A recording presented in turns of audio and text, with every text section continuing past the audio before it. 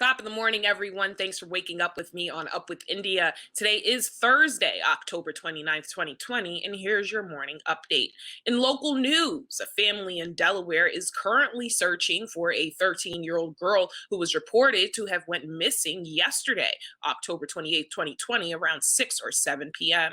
13-year-old Chloe Wing was reportedly last seen by her family at her home in the north area of Wilmington. According to a family member, 13-year-old Chloe left the residence Wednesday evening and was seen on the social media app Snapchat crying and making statements that they fear indicate she could be in danger. Since then, her cell phone has been turned off and her family have not been able to get in touch with her. She was last seen wearing black leggings and an oversized jean jacket and could be in the company of another 13-year-old girl or Chloe's mother, whom family says she should not be with. It's been less than 24 hours since she was reported missing to the Wilmington Police Department, and there has not been any more information released in connection to her whereabouts. The family is urging anyone who may have information about where 13-year-old Chloe Wing could be located to contact 302-213-2235. In more news, according to WDEl Amy, Newcastle County won the auction for Sheraton South Hotel. The county won at auction to purchase the 192-room hotel on flood-prone Airport Road for $19.5 million after winning an auction that turned into a last-minute bidding war with the price going up in $1 million. Required increments every 15 seconds. An auction listing showed the property in escrow. The county still has to close on the purchase and officially acquire the hotel. County Executive Matt Meyer said the final selling price was $125,000 under the appraised value of the property, according to a third-party appraisal. WDEl broke the news that the county planned to use Federal CARES Act money to purchase and convert the hotel into an extended stay homeless shelter in order to meet rising numbers of people experiencing homelessness ahead of the winter. Amid the pandemic, Newcastle County already has as many as 634 families being housed in dozen motels in the county, while nearly 200 individuals are in emergency homeless shelters. County Councilman Penrose Hollins noted the homeless population was here before the pandemic, and they'll be here after, and they need help. Amy Cherry reports in addition to a portion of the $322.8 million Newcastle County received in Federal CARES Act funding, of which a portion will be used to acquire the hotel, the county has also received federal money from the Housing and Urban Development's Community Development Block and Emergency Solutions Grant programs. In a second round of that funding, which unlike Federal CARES Act money does not expire, the county received more than $4 million, which could be allocated towards operating the shelter. Governor John Carney called the challenge of homelessness a serious one that the states responded to by making space available in hotels that weren't otherwise occupied. According to the report, he called Meyer's solution a creative one, but didn't express any commitment to partnering with the county to offer services. In sports news, in the first Wednesday night football game in Delaware history, according to Dialogue reporter Mike Lang, junior running back Devin Green scored 3 touchdowns, and the Delaware Military Academy defense was impenetrable as it pitched a shutout in a 37-0 win over St. Elizabeth on October 28th at Fusco Field on the DMA campus. Delaware Military Academy improved 2-0 and host Conrad on November 6th at 7 p.m. The Vikings 0-2 will visit Wilmington Charter on November 7th at 2 p.m. In more news, the Winter in Wilmington Drive-Thru Holiday Light Show opens Black Friday, November 27th, 2020, and runs through Sunday, January 3rd, 2021. The Grand's executive director, Mark Field, says the show offers them another chance to engage the community while its 3 theaters remain closed by the pandemic. RDC marketing manager Joe Valenti said that they will bring roughly 40 different light exhibits that you'll drive through in one of the commuter parking lots, all set to music and all completely contactless in your car with family to really enjoy the holiday spirit.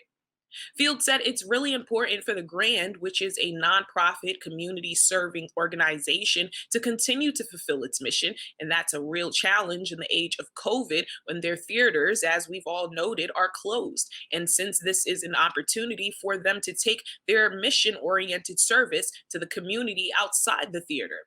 Tickets went on sale Monday, October 26, 2020, and are $25 per car. Tickets are available online, and you can purchase them by visiting www.thegrandwilmington.com. In more news, according to CNN, Philadelphia officials will soon release the 911 call that brought police to their fatal encounter with Walter Wallace Jr. within the next couple days. Philadelphia Police Commissioner Danielle Outlaw said she intends to release the audio and a transcript, as well as the body camera footage from the officers who responded to Wallace's home. She will also release a premise history detailing the previous police response to the home. Wallace, a 27-year-old black man, was shot and killed Monday while holding a knife during a confrontation with police in West Philadelphia. His family has said he suffered from bipolar disorder and was in a mental crisis at the time of the shooting. A family attorney said Wallace was a mental health patient who was prescribed lithium. At a Tuesday news conference, police officials did not answer questions about whether officers were there earlier in the day or had previously interacted with Wallace. They did not say what officers knew of the situation prior to arrival.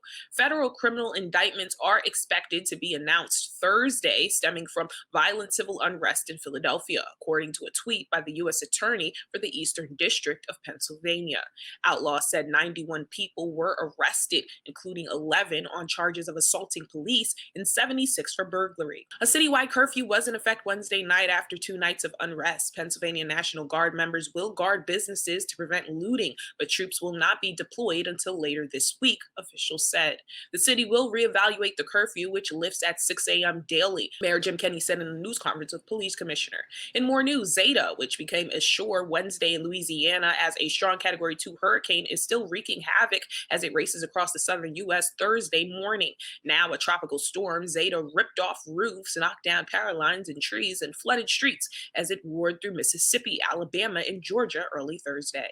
Heavy rain and winds are still pounding eastern Tennessee and Carolinas. More than 2 million homes and businesses were without power across 7 states as of 7 a.m., according to poweroutage.us. In Georgia alone, more than 1 million customers had no electricity. Louisiana was reporting more than 500,000 outages. At least 3 people died in the storm. In international news, 3 people were killed Thursday in a knife attack at a church in the French Riviera city of Nice, in an assault prosecutors are treating as an act of terrorism.